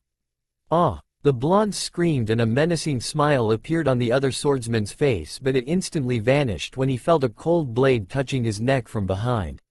Lee's tip: never let your opponent get you from behind, the voice said as the Eater slowly sliced through the Kiri nin's neck but left no mark nor did blood ooze out. Instead, mist covered the whole area and blocked the other 3 nins' vision. The shark-like man was screaming and wincing in pain and he couldn't even move. He was somehow stuck in his current position and the Eater was sucking his chakra out faster each second. Just when he was about to lose all his chakra, the consuming stopped and he passed out. Enjoyed your little feast, my lovely Eater? The blonde asked while he licked the blade, which now looked like chakra molded into a sword. Previously, it looked like a normal sword with the silver blade and stuff. The chakra was leaking and Naruto ate some of the excess blue chakra and quickly sealed the sword back as the mist dissipated. Now let's have some serious work. Come on Shikamaru, Lee, he commanded as both of them nodded. They all left, leaving the 2 Taka members alone unconscious on the ground. The group fell silent as a certain brunette with dark glasses led the way to the room where the Uchiha was in, but neither Kiba nor him haven't seen it from the inside. The place was quite dark and so silent that they could hear their footsteps echoing around the venue. Nobody knew why none of them wouldn't dare to make a sound, but they decided to keep it that way. The silence was disrupted when a sound of smoke erupting occurred behind them. They all quickly turned around to see 3 familiar figures standing. A tall figure cleared his throat and ran his hand through his blonde locks and apologized. I'm truly sorry for the awful wait you had. We happened to run into some of Sasuke's friends, and took quite some time. Everyone's sweat dropped except himself. 10 minutes isn't that much when you think about it, Naruto-kun. Ino said while she tried her best to control herself from tackling him to the ground or taking him to her home and have him all to herself. Since when did I get so attracted to this idiot? She mentally asked herself. Yeah, and we even fought 2 Taka members. The green figure said as 3 of them walked towards the other Konoha nin. The Uzumaki was slightly shocked by their statements but decided to shrug it off since they had different point of views regarding time. Well then, that aside, let us enter this chamber quickly, said Uzumaki said as he stood in front of the large door that had a large Uchiha symbol on it. The door looked like one of those big royal doors that had golden carvings and designs. It was half the size of the gates of Konoha. Naruto quickly raised his right arm, stretching it so that it would reach the core of said Uchiha symbol. After closing his eyes and exhaling, he silently said something and the door opened with a loud creak.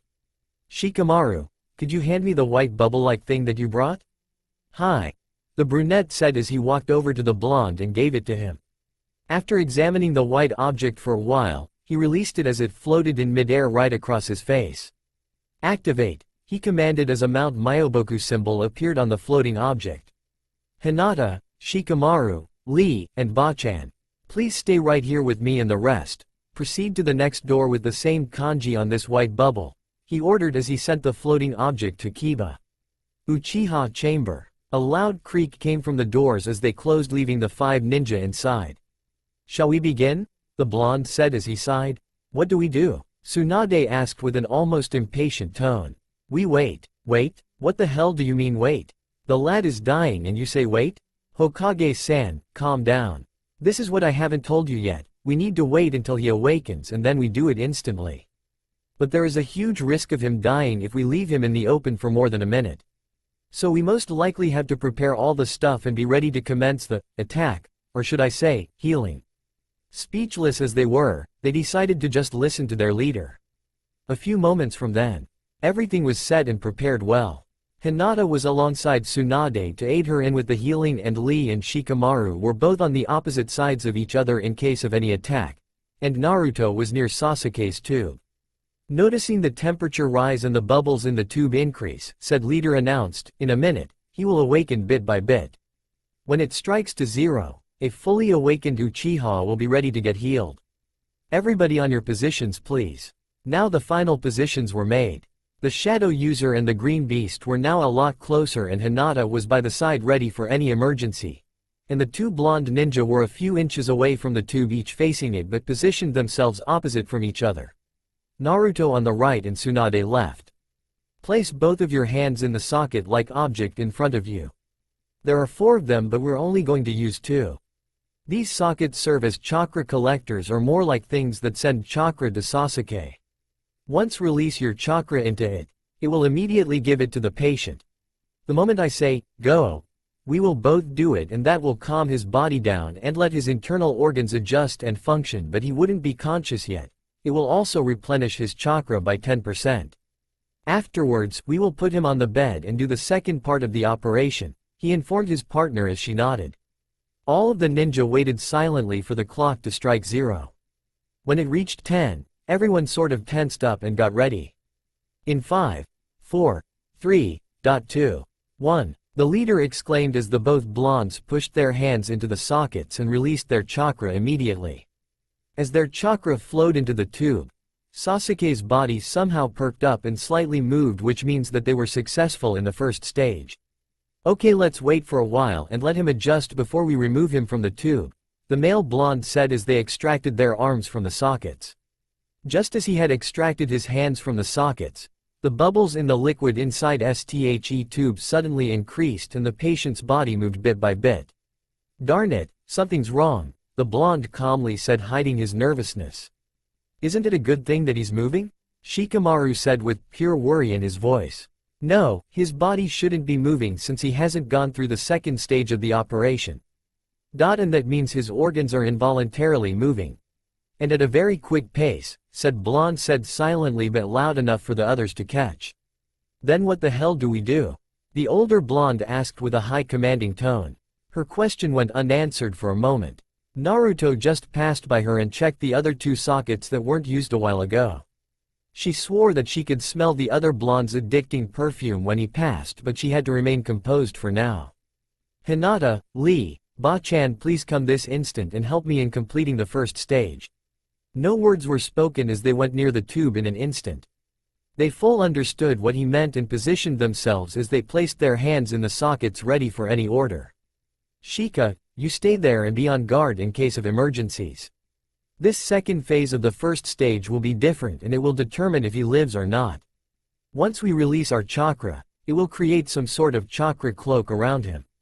If the cloak is pure white, he'll have 80% of survival, blue is 50%, and for red, 20%. Doing this will also suppress his body and systems from going wild. Now, once they heard his command, they released their chakra and Sasuke seemed to have calmed down. "Naruto-kun, why are the colors fluctuating?" asked the timid girl. "Tisk, that means that his body is not stable yet. He could die any minute," he tried to explain, but a loud explosion came from the other room. Everybody turned their heads and saw something unexpected. It was the white-haired Sannin behind the broken wall. "Naruto-kun, we tried to stop him but," Ino shouted, but got cut off when Jiraiya turned and locked his eyes with hers. Naruto noticed that his sensei wasn't himself and his eyes were not the normal ones he had, they were pure white.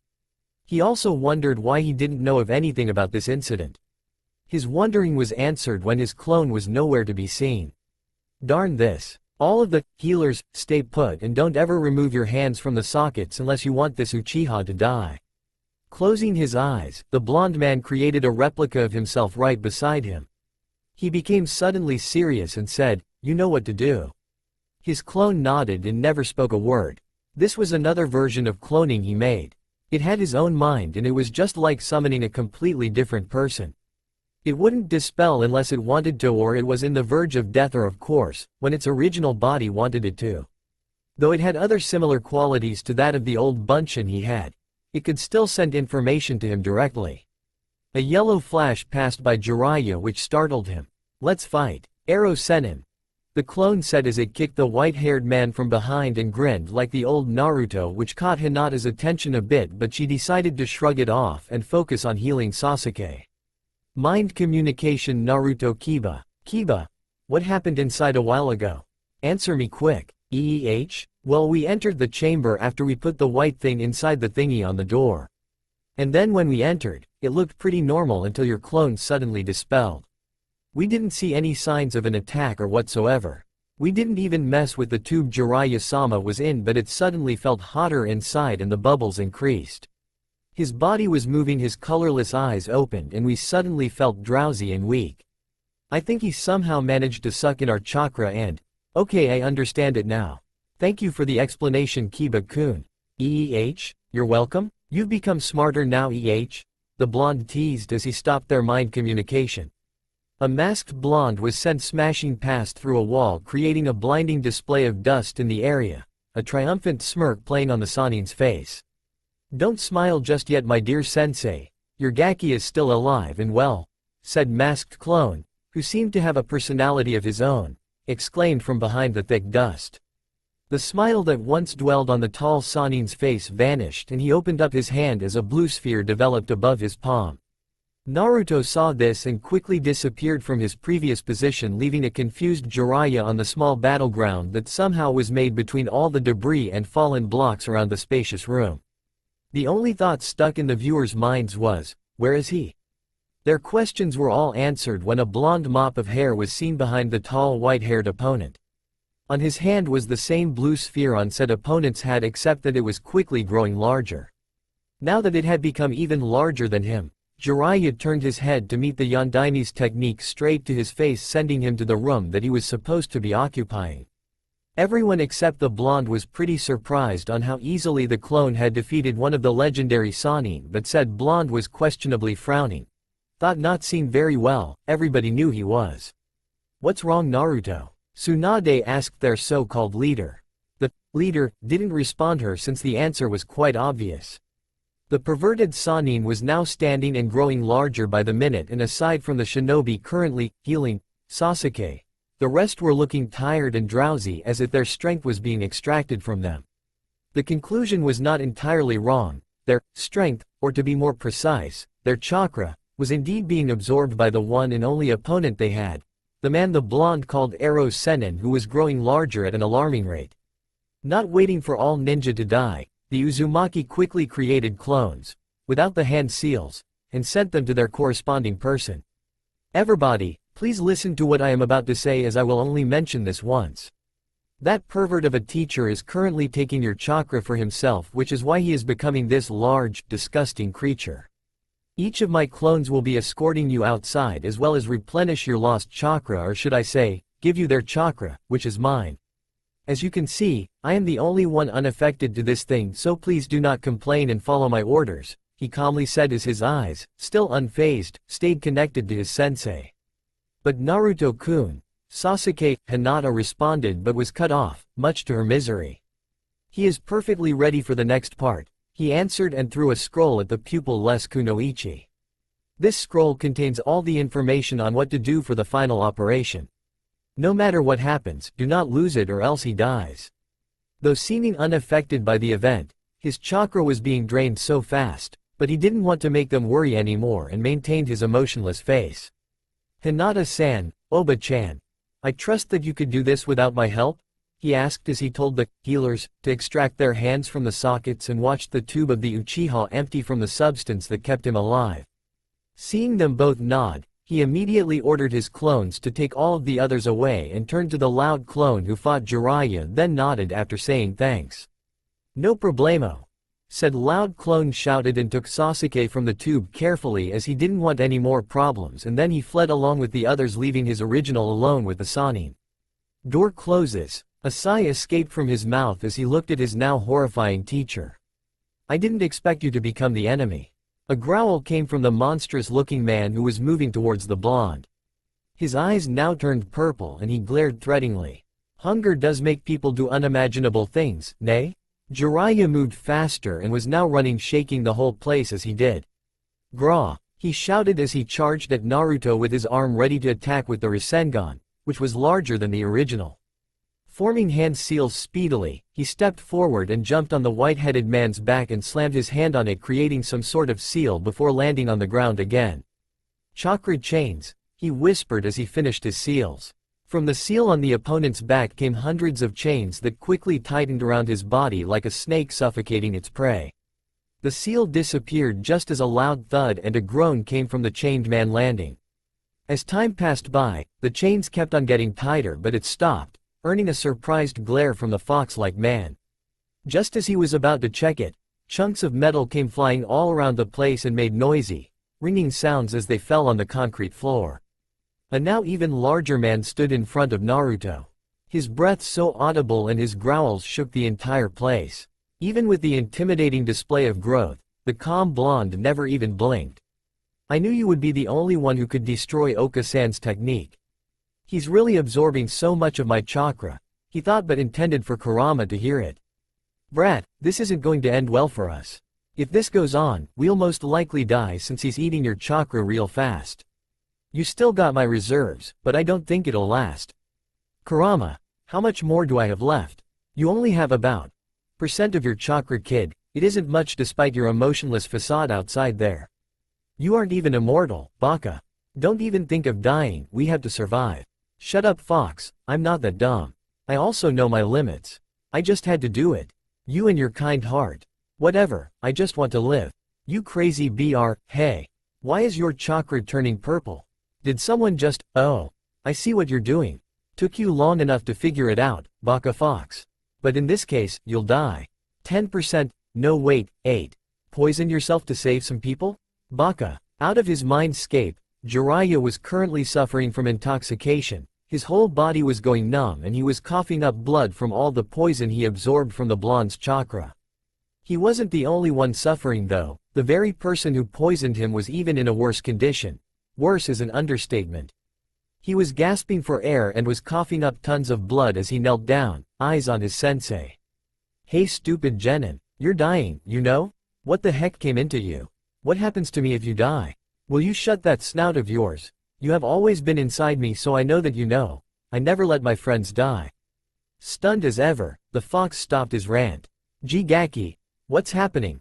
A silent voice came from the now normal-looking but tired Sannin. Peace was now filling the Uzumaki and he smiled at his teacher. The most perverted but the best ever. Sensei, he replied, voice barely audible added by the constant coughs. I'll explain it next time. Just be sure that you get the poison out of your body. Oba-chan is waiting for you outside this hideout. Before Jiraiya even stood to go to his student, a very blinding light came bursting from the blonde who was forming hand seals. Sensei, Please bid to them my farewell. Thanks, the smiling blonde said as the light was no longer friendly to the eyes. The Sanin, after the light disappeared, looked back at where his student once was. There was nothing but an orange scarf left on the ground with teardrops still fresh. Clack, clack, clack.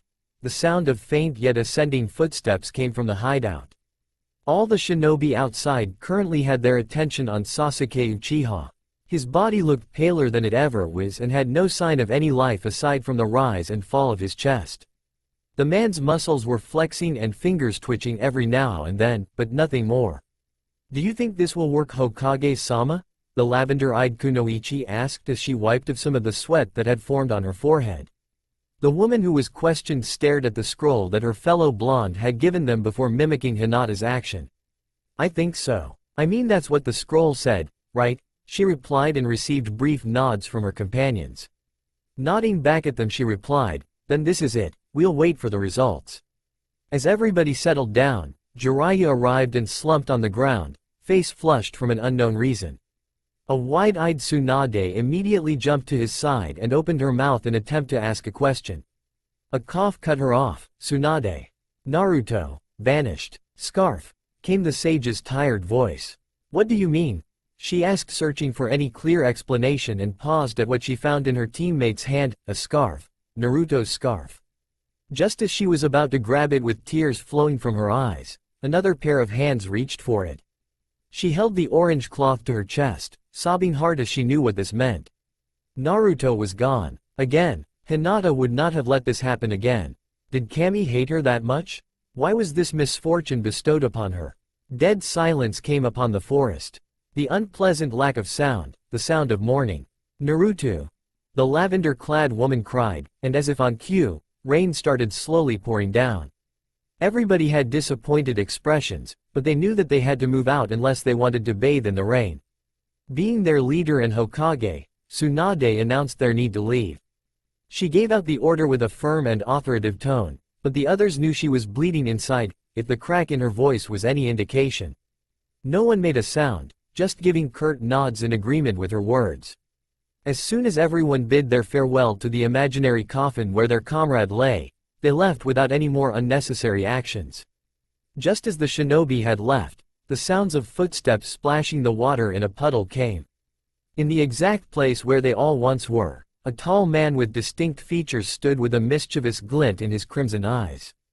His long hair was not really unlike the color of his eyes, and nor was his outfit. He wore a cloak with high collars that reached his chin. It was open for his bare, muscled chest to be at full view. His pants stopped mid-calf, the rest inserted in his high-cut sandals. The lean man was clad in an almost all-red uniform, except for the white fingerless gloves he wore and his sandals, which were a darker shade of the same color. Despite the heavy rain, he didn't seem to get wet. Normally, he would have been soaked. But instead, the droplets of rain seemed to dissipate in steam as soon as it made contact with him. The redhead chuckled, his shoulders moving along with it. This is most amusing, isn't it? He said in a deep voice, seemingly talking to thin air. If one were to watch, he would have sounded like a crazy man. But no, he wasn't.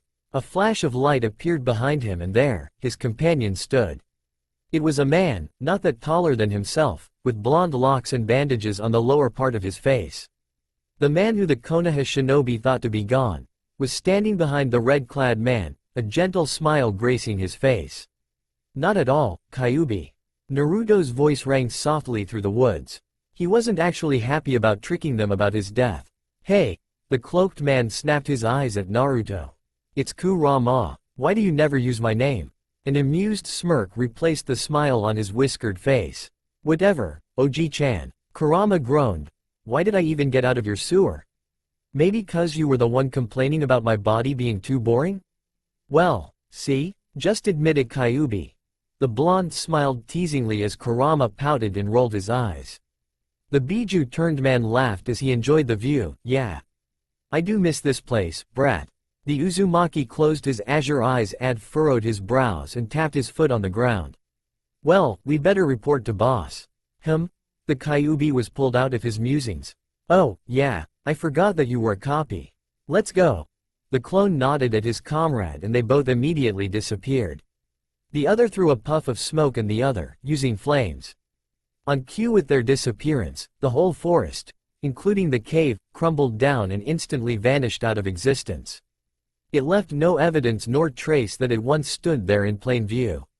Uzu no Sato. It was the land where the Uzumaki once resided and enjoyed their daily lives in. Now it was but a village of buildings that served no use and piles of broken wood, nothing but ruins. In the middle of the said ruins, sat a familiar blonde, legs crossed and eyes calmly closed in peace. Naruto was meditating on a wide wooden floor, where a mansion must have stood before, that had the Uzumaki crest carved into it. As he continued on with his activity, inhaling and exhaling slowly, 2 consecutive puffs traveled their ways to his ears. But he did not fret, as he knew who they were. "How'd it go?" he asked, not bothering to open his eyes and view the newcomers. "Pretty well, boss," his replica replied and threw a scroll towards Naruto, who caught it without a problem. Finally letting his blue eyes be on full view, the blonde sage read the scroll's contents and nodded. "Very well then, you are dismissed," he told his clone as it dispelled. "Yo, Kit," the redhead finally called out, "what's next?" Naruto grabbed his cloak and wore it as he stood up, walking away from the wooden surface. He now had a white cloak that had a quite familiar pattern embedded on it, 4 red clouds. There were a number of significant changes in his choice of clothing. Aside from the white, Akatsuki, cloak, he also had a black half-mask that connected to black long-sleeved shirt. He wore standard Anbu pants and sandals. He used metal-plated, fingerless gloves that exposed his nails, which were painted a dark shade of red, and a black ring on his left thumb that read, 9. Since the plan went smoothly, he walked towards his tenant and stopped to observe the sky. "I guess we'd have to proceed." Kurama chuckled and grinned widely, showing his impressively sharp canines. The red-clad man jumped over Naruto and landed on where his landlord was meditating not long ago. He then went through a series of hand seals, and as he quickly finished them, the Biju slammed his right hand in the middle of the crest. "Time to make things a bit more fun," he exclaimed as the crest glowed a bright red, slightly blinding him. The ground shook violently and the red light seemed to intensify as the ruins suddenly vanished and there slowly rose the forest and the cave that disappeared just a while back near Konoha.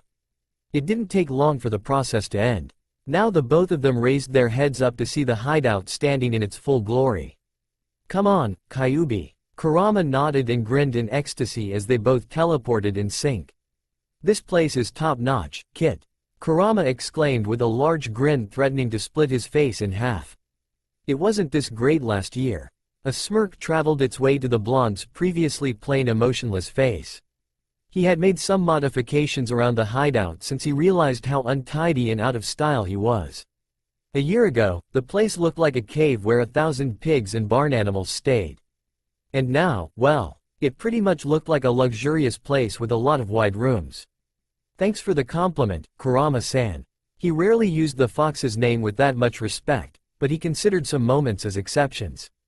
They both continued their walk, passing by large doors dimly lit by lamps on the wall and various antique collections which stood on beautifully furnished tables. After a few more punches and bickering and joking around, they both stopped at a dead end. A humongous golden door proudly stood before them, shining in all its glory.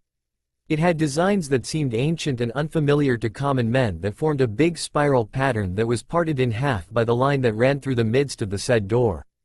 To the average naked human eye, they would have looked just like a work of a very talented artist who carved the unfathomably lovely patterns on the huge door. But to skilled eyes, they were thousands of incredibly complex seals that seemed unbreakable, a puzzle never to be solved. Even if one average shinobi would practice and absorb all of the written texts of the secrets of Fuinjutsu and become a legend, it would still be a feat impossible to do. Fortunately, our favorite golden-haired man isn't an average shinobi, nor is he in any way normal. He had skills beyond the masters of seals that were born ages and decades ago. No, he wasn't born with the intellect and power to break every seal existing in the world, from the simplest to the hardest. Naruto worked for years, memorizing every little bit of information and all the seals known to man. They were all in his head now, as he had burned all of the books and scrolls he had found that held the secrets. Had the others seen his potential? Had they known what he was capable of? No, they didn't, stupid and pitiful, that's what he was a few years back. Instead, they were obsessed with the so-called prodigies of famous clans. Yet he did not have time to waste on self-pity and sulking. He needed to survive the harsh life he was living, so he trained and trained until he had surpassed his own master, Jiraiya. All the bloody, rigorous days he had lived was worth every single drop of sweat. Naruto is now a master of Fuinjutsu, one of the best, if not the best, so breaking his father's seal wasn't a fantasy to dream about. He had done it, he broke the seal and released his tenant from the dirty sewer it was caged in. Kurama and Naruto had surprisingly become closer during the blonde's training years. They had a brother-like relationship that went unexpected since they never got along before. They helped each other out at times of need and talked as if nothing else mattered. After Naruto's third year in training, they both discussed about letting Kurama free from the seal. The fox didn't force his landlord on the matter, but the latter had decided to do so without a second thought. Naruto had also provided the Kyuubi with a special kind of body that is designed to merge with a Bijuu's form and make it seem like it's human. So Kurama had his own body, he wasn't a tenant anymore. But he could still move out of his current body and stay in Naruto's if ever it was necessary through some sealing procedures. Wow, this door has gotten even harder to figure out, Kit. The ninth Bijuu slapped his comrade on the back, hard. Ouch, you didn't need to that, you old fox. Naruto groaned in pain but regained his composure instantly. He ran through some fast hand seals and slammed his hand on the spiral pattern. All the carved inscriptions glowed a bright yellow as they swirled along the pattern in a hypnotic manner. The movement stopped as the glowing dimmed and the door creaked its way open, another wave of blinding light escaping the line that parted the golden gate. As the light settled down while both their eyes adjusted to the scene, the door stopped creaking and finally revealed a clean, furnished, but empty room. Amazing, Kurama commented with sarcasm evident in his deep voice. So you do all these confusing rituals and all there is in this large room is thin air? Don't go complaining just yet, Oji-san. Naruto chuckled lightly and strided his way to the middle of the room where a kanji lay painted on the white floor. A series of hand seals ran their way through the blonde's hands and he bit his finger before planting his hand on the gracefully written kanji. Kachiyose no Jutsu. Kachiyose no Jutsu, the white-robed shinobi summoned. Just as his clothed palm connected to the ground, 7 lines of seals quickly crawled on the furnished floor and briefly glowed a bright red. The 7 series of seals vanished and were replaced by firm golden chains which all securely met in a circular metal where the kanji has been not too long ago. Each chain, which were meters in length, connected to a secure, cylindrical tank, similar tank as Sasuke and Jiraiya's, that each contained figures which seemed like bodies, albeit not in perfect form yet. They looked like experiments of some sort, yet more decent than Orochimaru's, more like a collection of realistic dolls. Each of the unique forms floated inside the tanks, surrounded by blue liquid which most likely sustained their lives. The tanks were consecutively placed in a circular arrangement, surrounding the room. Each had a metal plate with their respective numbers carved. There were a total of 9 tanks, and 2 were empty and dark, 8 and 9. Whoa, the Bijuu breathed out, they look great. He referred to the people in the tanks. Kurama walked towards the last tank in an awestruck state, mouth slightly ajar. He slowly raised his hand and carefully glided his fingers across the thick glass that protected whatever would have been occupying the empty jar. His eyes softened and a faint yet sincere smile graced his flawless face. Beautiful. His usually loud, booming voice went barely audible. Naruto didn't miss the fox's emotional moment, not even a bit, but he decided not to mess with his brother, for now. You're awfully great at complimenting today, aren't you, Oji-san? He lightly joked, careful of his words. There was a highly noticeable change in the redhead's mood. He then shifted his attention to the other occupant of the room. No way in hell I'm going soft, sun-kissed brat. His wide, toothy grin came back in full power. They both shared a few chuckles and laughs until it died down, giving a more neutral atmosphere in contrast to the previously warm one. Well, we better get to work. Your pals aren't completely ready yet, old man. Naruto stepped on the circular metal that held the chains, sending some of his chakra to it. The occupied tanks lit up, illuminating the bodies and started bubbling. Each figure had their own unique and distinct features. The only thing common to all of them were the rings they wore that were numbered, much like Kurama's. The first tank contained a tall male body with a strong, sturdy build. He had broad shoulders and muscular arms of a trained man. His chest and abdomen were perfectly formed, like invincible armor. His body was bare and exposed, just like the others were, but malice was pointless in the laboratory.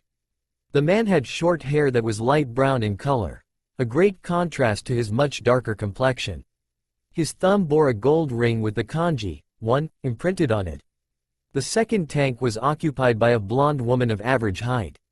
She had straight, neatly fixed hair and a mature yet pretty face. Her figure wasn't perfect, but it was still beautiful, like a painting of an artist. She had a bluish-silver ring that bore the number 2.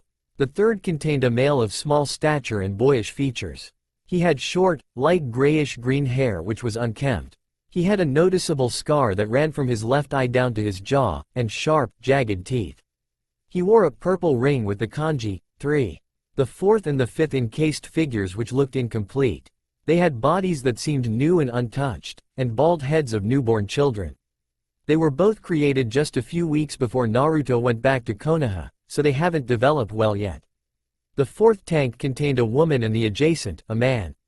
The sixth tank held a male body with a thin and lean build. He had soft, porcelain skin that had not one blemish. His straight, black hair stopped at his neck and looked beautiful with his complexion. His ring finger adorned a lavender ring that had the kanji 6.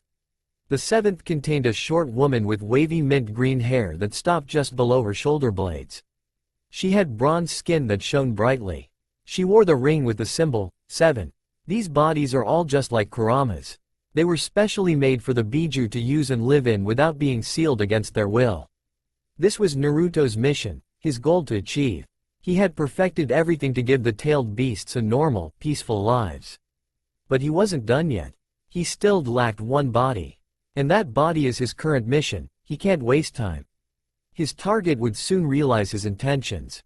And he was quite aware of that possibility which could postpone his goal. He still had a long way to go before the real mission starts.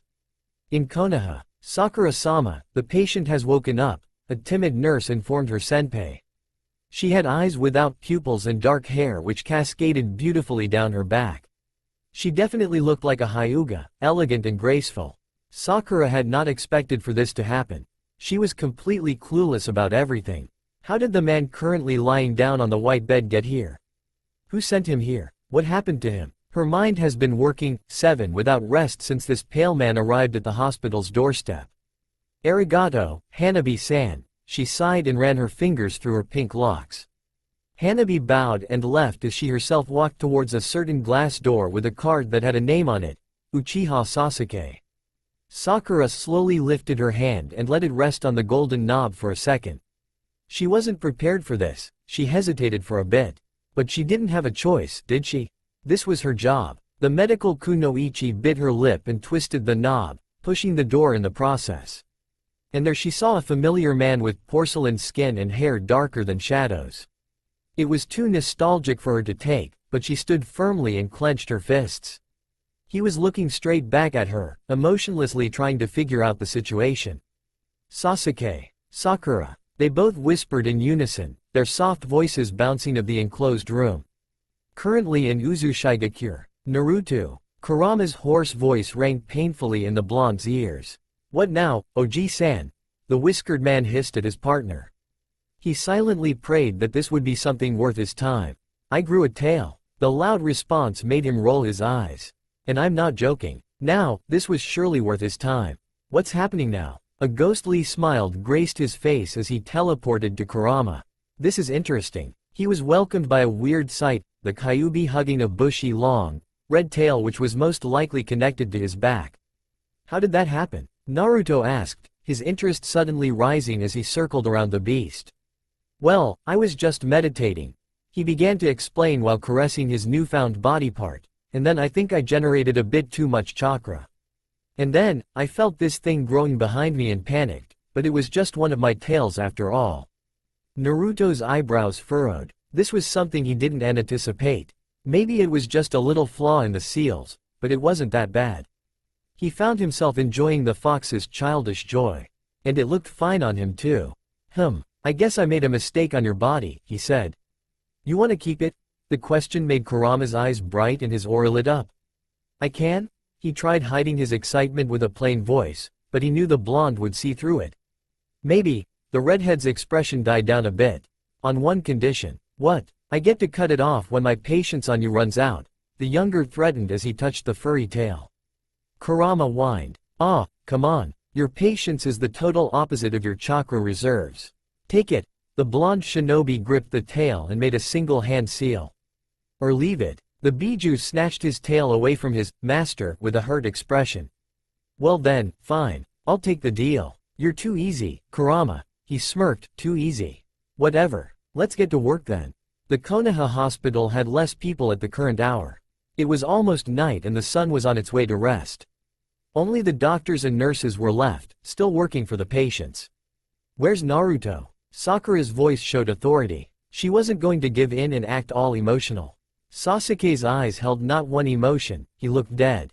Naruto? His unused voice came out as his throat adjusted. I don't know where he is. Stop lying. Wasn't he the one who brought you to Tsunade-sama? I don't remember. This was frustrating. Sakura was getting tired of asking unanswered questions. How could he not know? It should have been Naruto, right? Her confusion was taking its toll on her. She wanted to rest and sleep this off despite to the fact that she knew she couldn't sleep anyway. She was about to give up. I killed him. I think I did. Sasuke's voice was uncertain. He really did seem to be just as confused as she was. I'm not gonna buy this act, she replied, denying that Naruto is dead. This was too much. She grabbed the Uchiha by the collar and looked straight into his eyes. Where is Naruto? She gritted her teeth in anger, her tears flowing down her reddened cheeks. Finally, Sasuke's face showed its first emotion. It was fear? She didn't understand it. Why fear? What did the infamous Uchiha fear? I don't know, he shouted with his cracked voice. He mirrored the pink-haired woman's tears. He cried and grabbed his head. I don't remember a thing. Their sobs were the only things that could be heard inside the quiet room.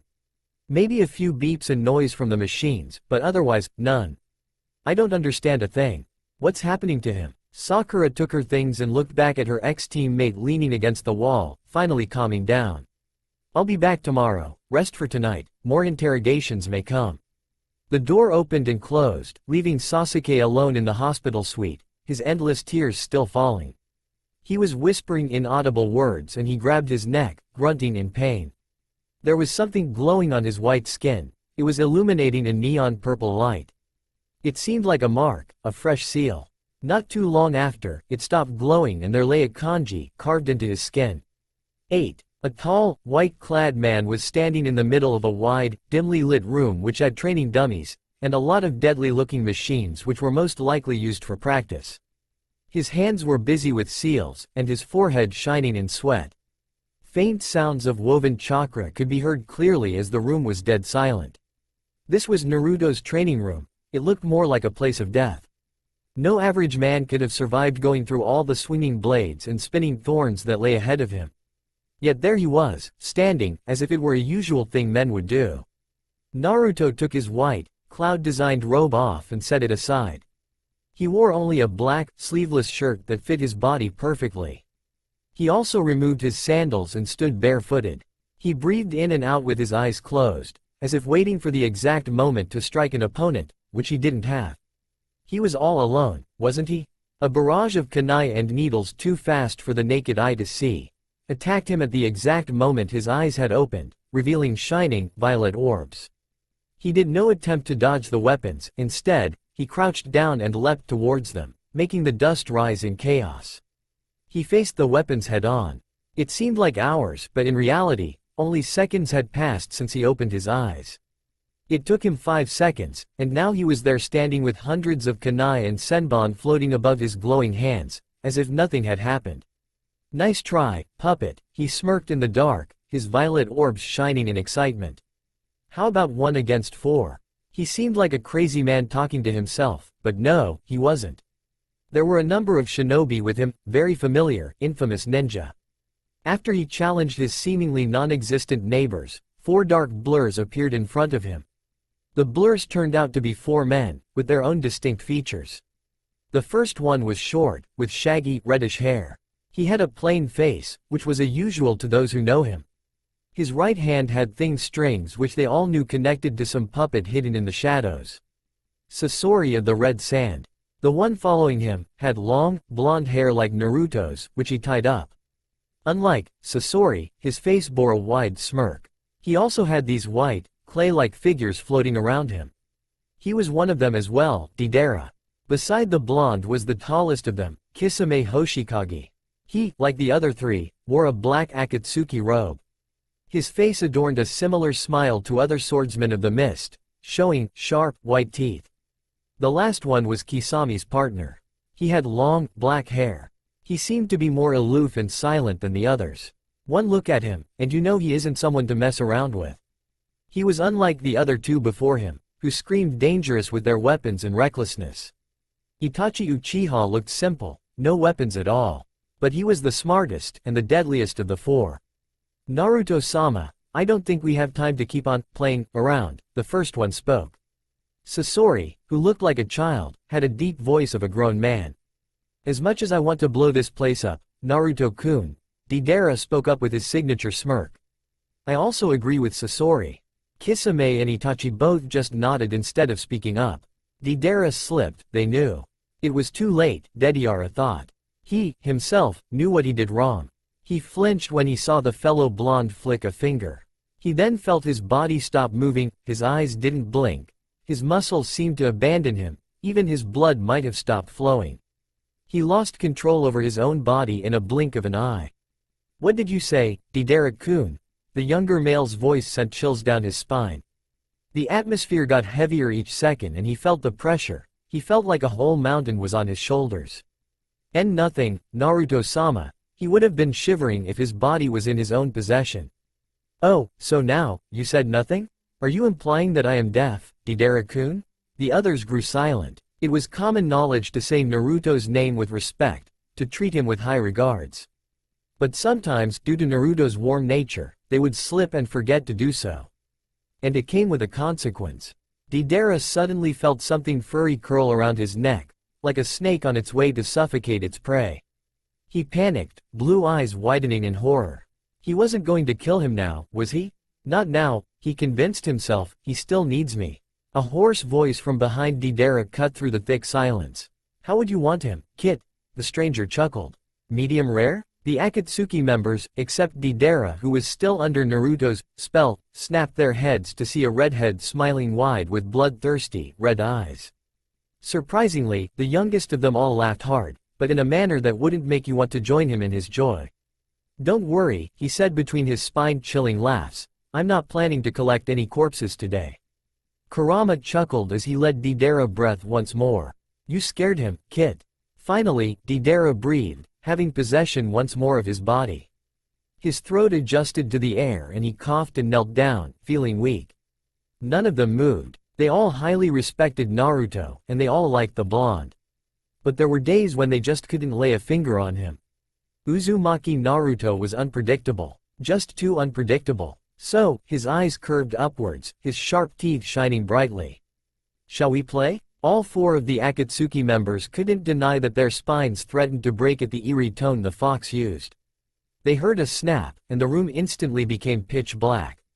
The only light was a pair of glowing, purple orbs, which blinked every now and then.